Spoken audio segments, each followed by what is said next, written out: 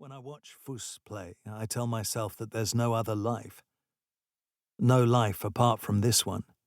There's this moment of people shouting, the sound of studs making contact with the grass and pulling away again, the shouts of his teammate, the one he doesn't get to quite on time, not playing deep enough, that rage they yell from the depths of their throats when scoring or conceding their first goal. A moment when there's nothing I need to be doing, one of the only moments I still have with Fus. A moment that I wouldn't lose for anything in the world. The moment I wait for more than anything else throughout the week. The one that gives me nothing but the fact of being there. That resolves nothing. Nothing at all. When the game is over, Fus doesn't come back straight away. I don't wait for him. And he doesn't show up until his brother and I have nearly finished lunch. "Hey, fat boy, wash my kit?" "Oh, sure, and why would I do that?" "You're my little brother. Don't worry, I'll make it up to you." He picks up his plate, serves himself, and goes and sits down in front of afternoon TV. At 5 o'clock, when I can face it, I go up to the clubhouse. There are fewer and fewer people there since they stopped doing early evening drinks. It had gone nuts. The guys had stopped working and they just waited for the bottles to come out. There are 4 or 5 of us, rarely more than that. Not always the same ones.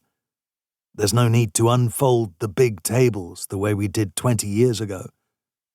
Most of us don't work on Mondays.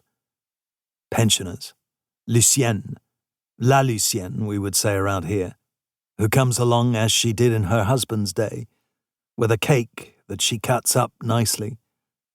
Nobody says a word until she's cut 8 lovely slices, all the same size. 1 or 2 of the guys have been unemployed since the dark ages. The topics are always the same. The village school that can't last when it's losing a class every 3 years. The shops getting boarded up one after the other. The elections. We haven't won for years. No one here voted for Macron. Nor for that other one either. That Sunday we all stayed at home. Even so, we were a bit relieved that she didn't go through.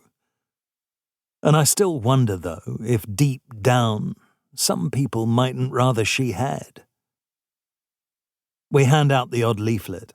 I don't think it achieves that much, but there's one young guy who has a way with words. A guy who can sum up in a page the shit that our minds and our lives are drowning in. Jérémie. Not le Jérémie, just Jérémie, plain and simple. Because he's not from round here, and he's forever taking the piss out of us for putting le or la in front of everyone's names. His parents came here 15 years ago, when the engine casing factory was setting up its new production line. 40 jobs all at once. Unimaginable. If they haven't launched that line 20 times, they've never launched it at all. The whole region, the prefect, the deputy, every class in the school turned up to wet themselves about it. Even the priest, who came to bless it several times on the quiet.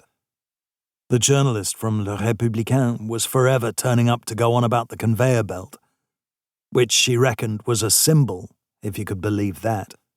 Lorraine is industrial, and it will remain so. A pretty blonde doing her job as she was supposed to with suitably optimistic words. She took the photographs as well, and she varied the shots so that the Villerupt Audin-le-Tiche page didn't look the same every day. That conveyor belt was a long time being launched. Perhaps too long. The day they'd finally trained all the foremen and the operators. The day they'd finally found a way of dealing with the problem of the solvent. Not a huge deal, just a leakage of a few centilitres a day that stopped them getting their accreditation. And they were back in the middle of a crisis. One with the banks this time. The one that would ultimately finish off the production line and everything that went with it. The factory could have been spewing out radioactive material, and I don't think I'm lying when I...